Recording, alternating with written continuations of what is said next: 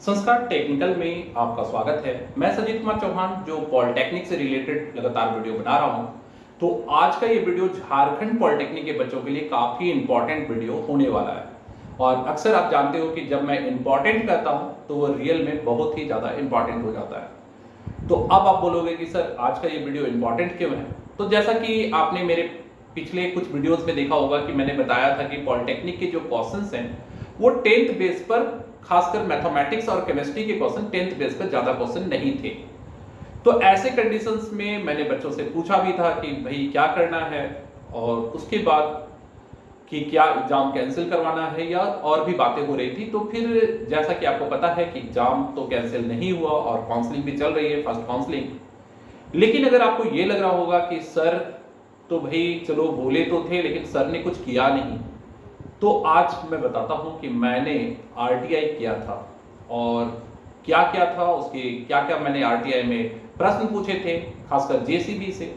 आज की इस वीडियो में सारा मैं डिटेल बताऊंगा और आज का ये वीडियो आपको देखना चाहिए, क्योंकि जब पॉलिटेक्निक 2023 का क्वेश्चंस आउट ऑफ आया तो चूंकि आपको पता है कि हम लोग पूरे के पूरे पॉलिटेक्निक पर ही समर्पित हैं, और मैंने पहले भी कहा है कि दिल दिया है जान भी देंगे, ये पॉलिटेक्निक तेरे लिए। कहने का मतलब है कि जब मैं 15 सालों से लगातार पॉलिटेक्निक के लिए ही काम कर रहा हूं और आज बहुत सारे बच्चों की सक्सेस को देखकर लगता है कि नहीं, जिस फील्ड में मैं काम कर रहा हूं ये एक अच्छा फील्ड है और बच्चों का एक सही मार्गदर्शन हो, तो ऐसे में जिम्मेवारी काफी बढ़ जाती है। तो आज की इस वीडियो को लास्ट तक देखेंगे तो आपको क्लियर पता चलेगा कि आखिर मैंने जो आरटीआई किया, आरटीआई होता क्या है, मैं थोड़ा सा डिटेल बता दूं। देखिए, राइट टू इंफॉर्मेशन में ये 2005 में एक नियम प्रावधान लागू किया गया कि अगर कहीं भी किसी भी संस्थान से, चाहे वो सरकारी संस्थान क्यों ना हो, अगर कुछ ऐसे प्रश्न जो जेन्युइन होने चाहिए अगर आप पूछना चाहते हैं, तो ऐसे में आप राइट टू इंफॉर्मेशन की हेल्प से उनसे प्रश्न पूछ सकते हैं और उन्हें उनका जवाब भी उनको भेजना पड़ता है। तो ऐसे कंडीशन में अब ये पॉलिटेक्निक का एग्जाम, जब झारखंड 2023 का पॉलिटेक्निक का एग्जाम हुआ और क्वेश्चंस आउट ऑफ आए, तो मन में बहुत सारे सवाल थे। आइए मैं पहले आपको बताऊं कि सवाल आया क्यों। तो चूंकि बहुत सारे बच्चों को पता है कि पॉलिटेक्निक का एग्जाम का क्वेश्चंस में जब हम लोगों ने देखा तो फिजिक्स तो 10th लेवल पर था। चूंकि मैं 10-15 साल से लगातार इसी फील्ड में काम कर रहा हूं, तो क्वेश्चंस चूंकि हर साल मेरे को देखना होता है और मैं काफी डिटेल भी करता हूं। तो इस साल फिजिक्स का क्वेश्चन 10th बेस का था, लेकिन जैसे ही मैथमेटिक्स को मैंने देखा तो मैथमेटिक्स में 9-10 के बदले 11 और 12 के क्वेश्चन ज्यादा भरे पड़े थे।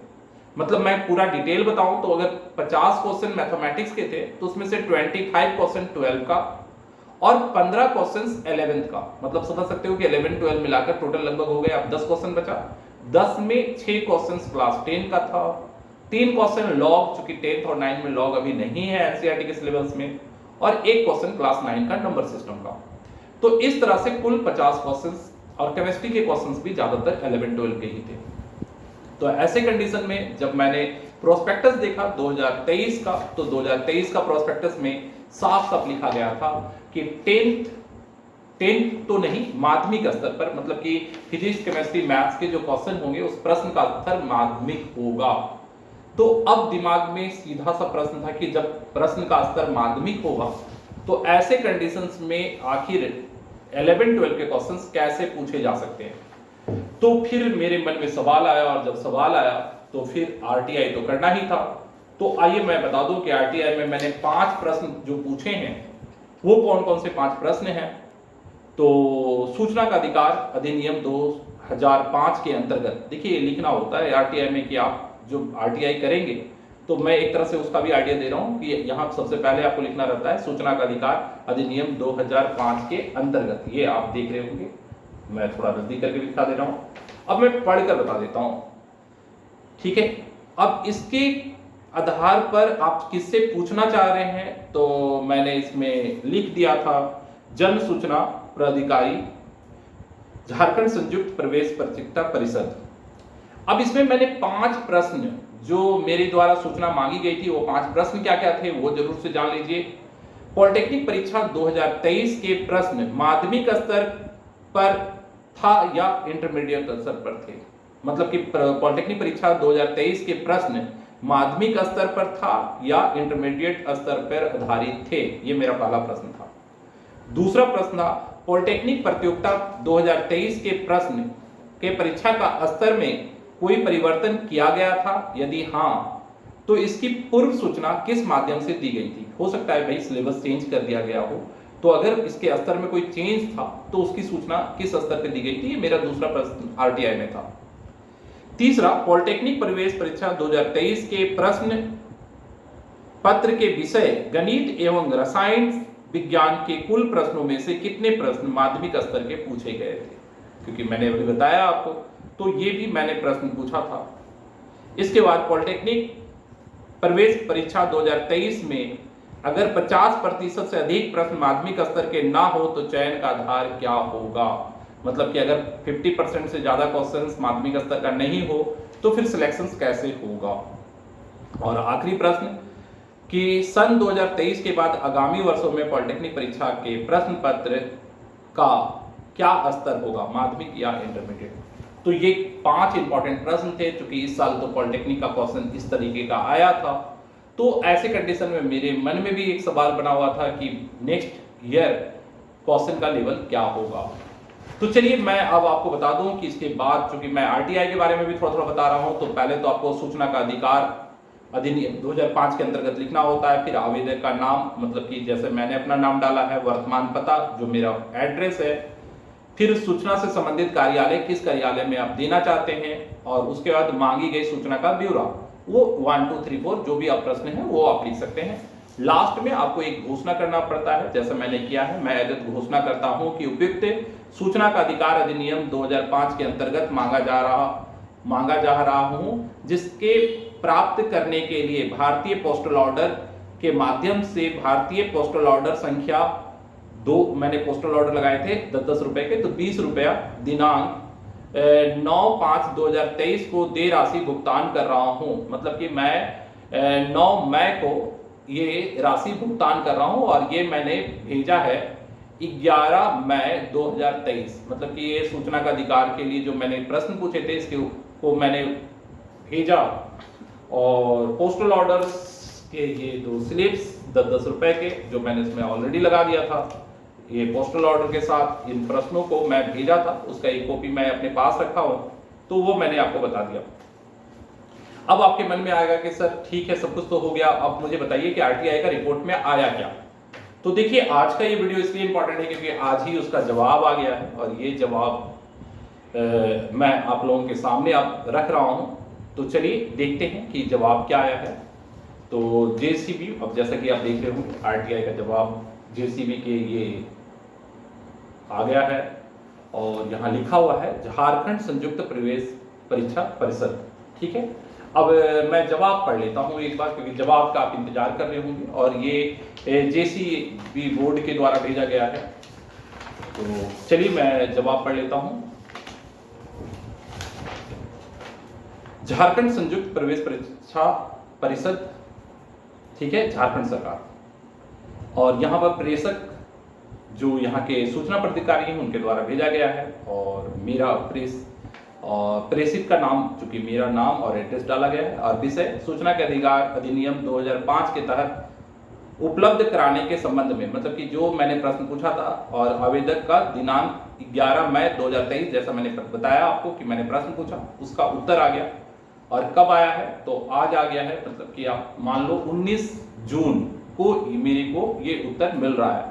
मतलब 11 से आप समझ सकते हो, 11 मई से 11 जून, और आज 19 हो गया, मतलब 9 दिन इधर, मतलब कि 30 और लगभग 40 दिन के अंदर ये जवाब आया। आइए अब जब देखते हैं, उपयुक्त विषय में प्रश्न के माध्यम से परिषद कार्यालय से मांगी गई कंडिका की सूचना का जानकारियां निम्न है। अब देखिए उन्होंने अपना उत्तर क्या दिया है। तो पहला प्रश्न मेरा क्या था, आइए मैं प्रश्न को एक बार फिर से दोहरा देता हूं और उसका उत्तर बताता हूं। मेरा पहला प्रश्न था कि पॉलिटेक्निक परीक्षा 2023 के प्रश्न माध्यमिक स्तर का था या इंटरमीडिएट स्तर। तो इन्होंने लिखा है प्रतियोगिता प्रश्न परीक्षा 2023 का प्रश्न माध्यमिक स्तर के थे। दूसरा प्रश्न था, तो ये उन्होंने कहा है कि भाई ये तो प्रश्न माध्यमिक स्तर का था। दूसरा, पॉलिटेक्निक प्रतियोगिता 2023 के प्रश्न परीक्षा के स्तर में कोई परिवर्तन किया गया था, यदि हाँ तो उसकी सूचना किस माध्यम से दी गई। तो इन्होंने उत्तर दिया है पॉलिटेक्निक प्रवेश परीक्षा 2023 के प्रश्न के परीक्षा के स्तर पर कोई परिवर्तन नहीं किया गया था। मतलब कि इसमें उन्होंने कहा कि इसमें कोई चेंजिंग नहीं की गई थी। तीसरा प्रश्न था पॉलिटेक्निक प्रवेश परीक्षा 2023 के प्रश्न विषय गणित और रसायन विज्ञान के कुल प्रश्नों में से कितने माध्यमिक स्तर के पूछे गए थे।